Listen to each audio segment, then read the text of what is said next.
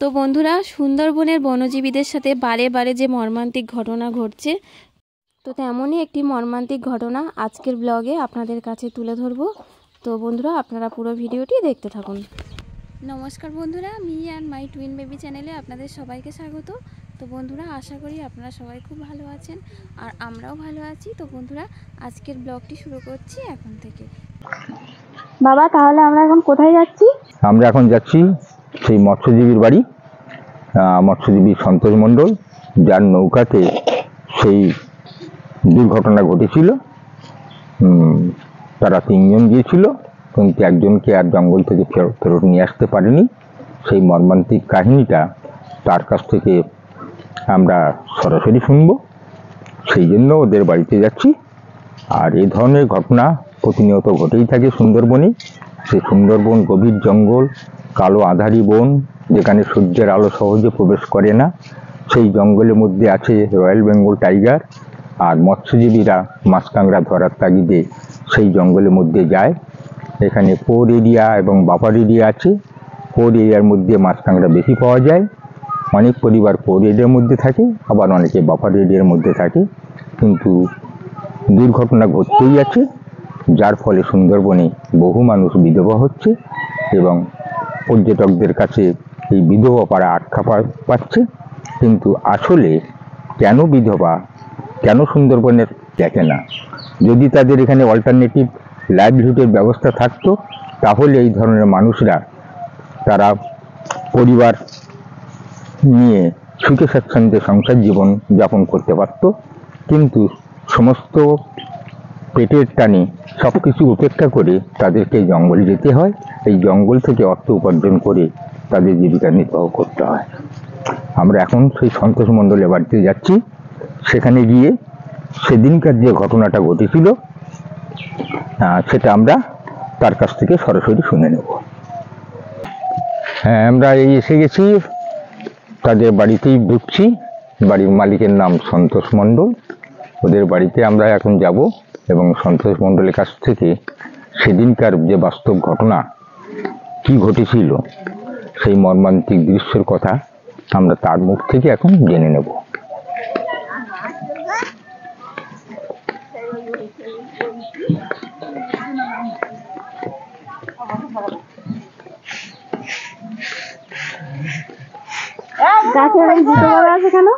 জুতো নজর পড়ে বলে জুতো বেঁধে রাখে। হ্যাঁ, মানুষের নজর যাতে না পড়ে। তো আমরা এসে গেছি, এখানে ধানের কাজ করছিল।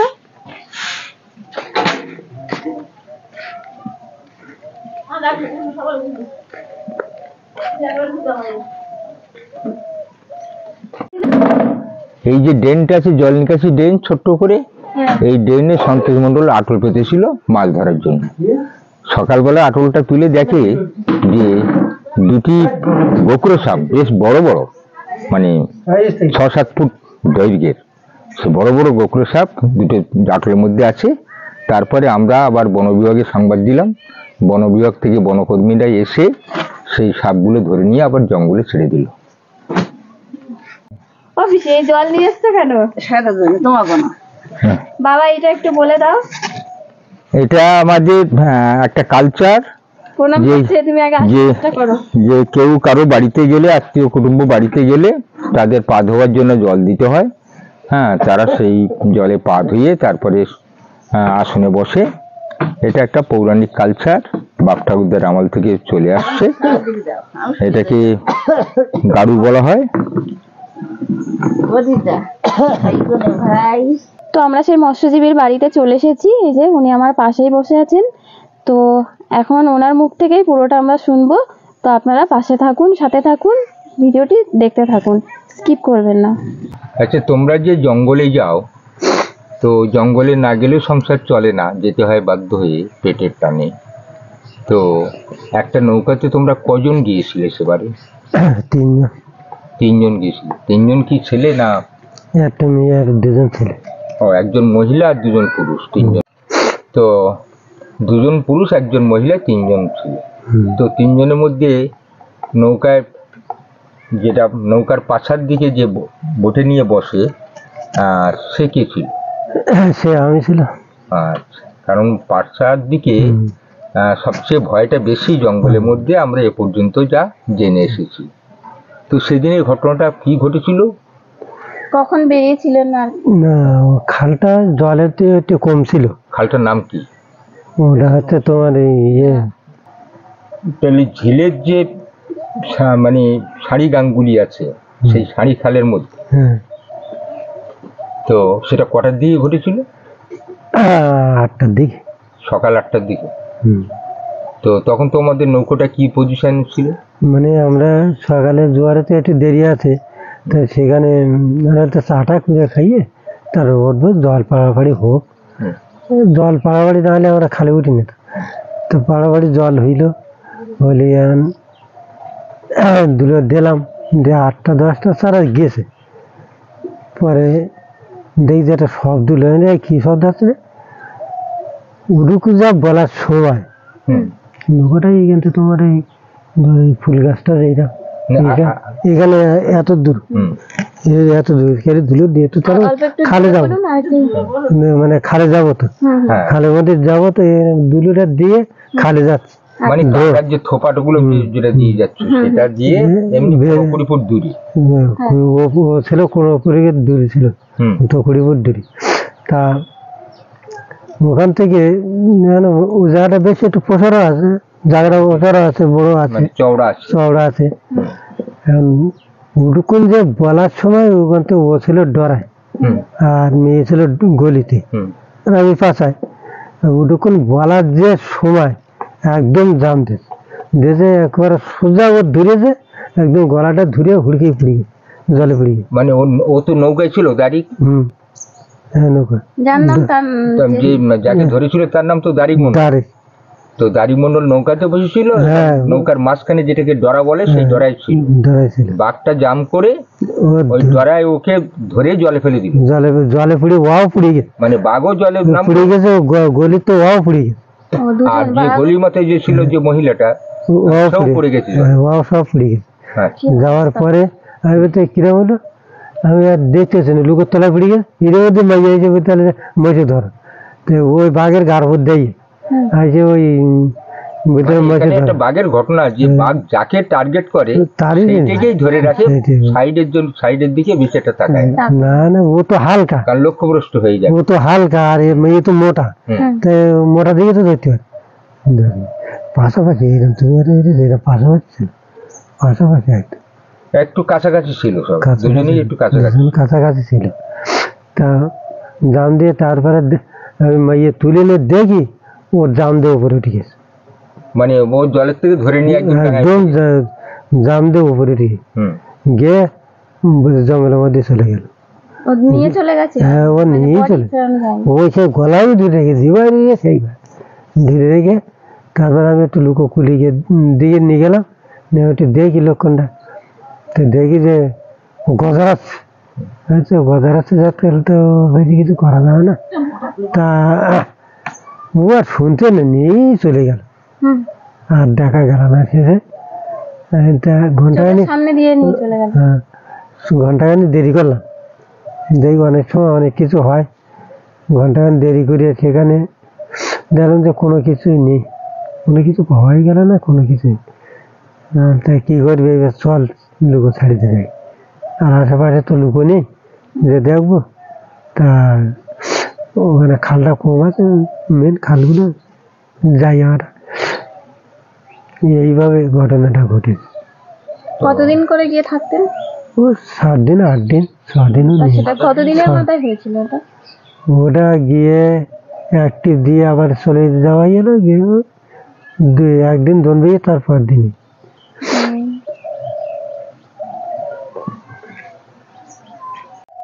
তো ওই দাড়ি মন্ডলের স্ত্রীর নাম কি? গোলাপি মন্ডল। তো গোলাপি মন্ডল এখন তো একা হয়ে গেল,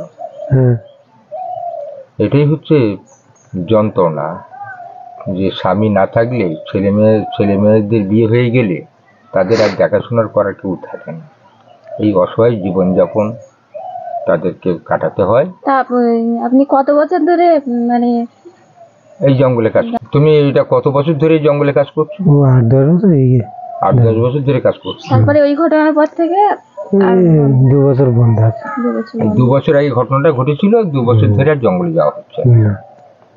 আচ্ছা। তা আর সেই মহিলা সেও কি আর জঙ্গলে যাচ্ছে? না, সেও আর জঙ্গলে যাচ্ছে না। যাতে মানে দেখছে একটা না।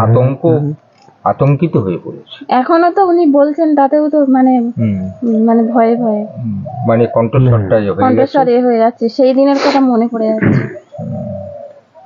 তা তো ওরা কি সরকারি ভাবে কোনো সাহায্য পেয়েছে? হ্যাঁ, পেয়েছে। পেয়েছে। আগে প্রথম কাটায় তুলেছে 5 লাখ। 5 লাখ টাকা তুলেছে নাকি, অফিস থেকে 1 লাখ নিয়েছে নাকি, এটা শোনার কথা। এটাতে করে কেটে কি করে ওইটা বলতে হবে না, 5 লাখ ঢুকেছে ওরা তুলে। ওটা কি লাইসেন্স ছিল নৌকা? হ্যাঁ, ওই জন্য টাকা পেয়েছে, চোরাই না?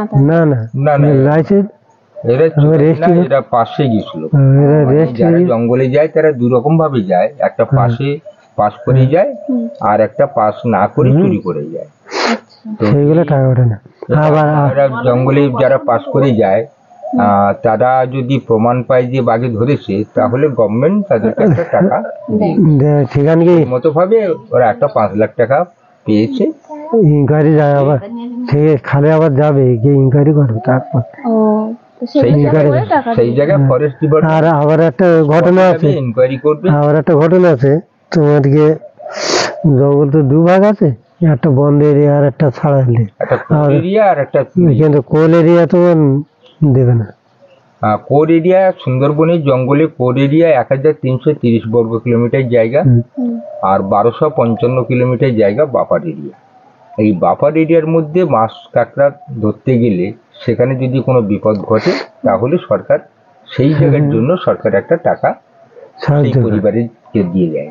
কিন্তু কোর এরিয়া, যেটা 1330 বর্গ কিলোমিটার, সেই জায়গার মধ্যে যদি কোনো নৌকায় যদি অ্যাক্সিডেন্ট ঘটে, তাহলে সরকার তাদেরকে কোনো সুযোগ সুবিধা দেয় না।